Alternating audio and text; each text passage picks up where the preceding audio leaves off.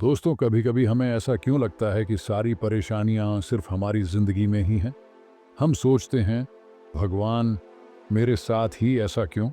जब मुश्किलें आती हैं, जब हालात हमारे खिलाफ होते हैं, जब पूरी दुनिया हमें गलत साबित करने में लगी होती है, तब यही सवाल हमारे दिमाग में सबसे ज्यादा घूमता है। पर सच क्या है? क्या वाकई हमारी लाइफ सबसे बड़ी मुश्किलों से भरी है? क्या सच में भगवान हमें सजा दे रहे हैं? अगर आपके मन में भी ये सवाल आता है, तो ये ऑडियो बुक आपकी पूरी सोच को हिला कर रख देगी। दोस्तों, कई बार हम मान लेते हैं कि हमारी जिंदगी की परेशानियां ही सबसे बड़ी हैं। लेकिन क्या कभी आपने किसी और की तकलीफों को महसूस किया है? चलो, मैं आपको एक छोटी सी रियल स्टोरी बताता हूँ।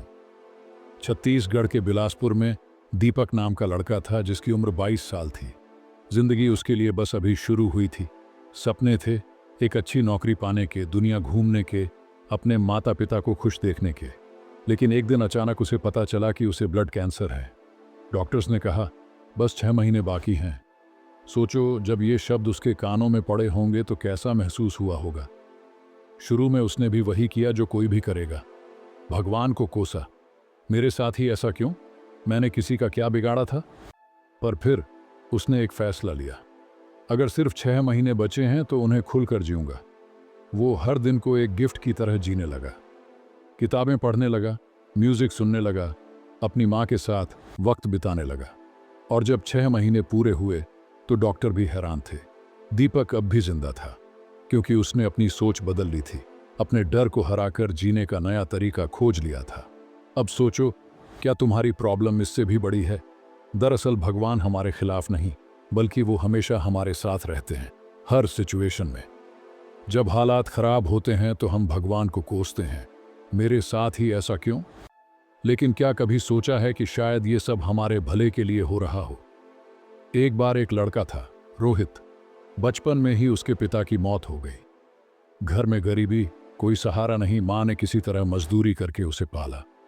रोहित बड़ा हुआ, पर हर बार यही सोचता, भगवान मेरे ही पापा को क्यों ले गए?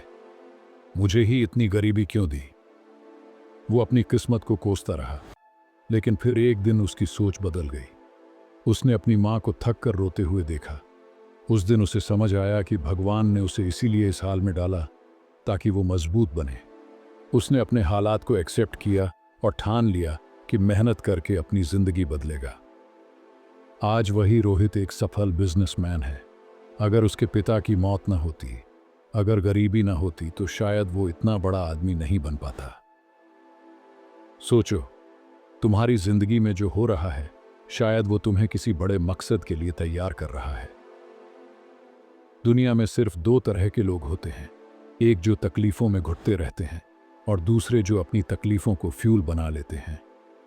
एक और छोटी सी स्टोरी से समझते हैं। एक आदमी था जिसका नाम राकेश था।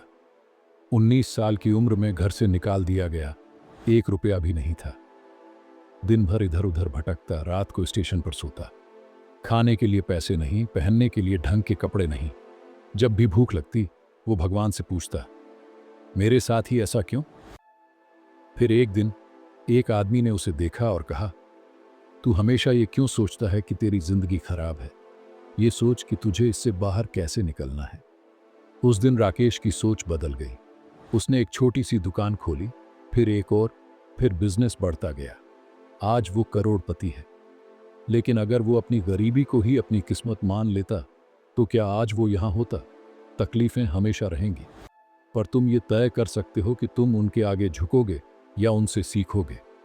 अब आपके पास 2 रास्ते हैं। पहला, आप वही पुरानी बातें सोचते रहो और खुद को बर्बाद कर लो। दूसरा, आज से ही अपनी तकलीफों को अपने हथियार बना लो। चलो, आज आप एक छोटा सा चैलेंज लो, सिर्फ 24 घंटे का। हर शिकायत को एक सवाल में बदलो, भगवान मेरे साथ ऐसा क्यों की जगह, भगवान इससे मुझे क्या सिखाना चाहते हो।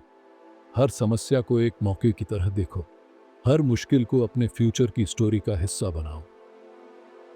अगर आपने यह 24 घंटे का चैलेंज पूरा कर लिया, तो कांग्रेट्स, आपकी जिंदगी बदलने वाली है। तो चलिए, अभी से ये चैलेंज को अपनी लाइफ में अप्लाई कीजिए और 24 घंटे बाद कमेंट करके बताना आपकी लाइफ में क्या बदलाव आया।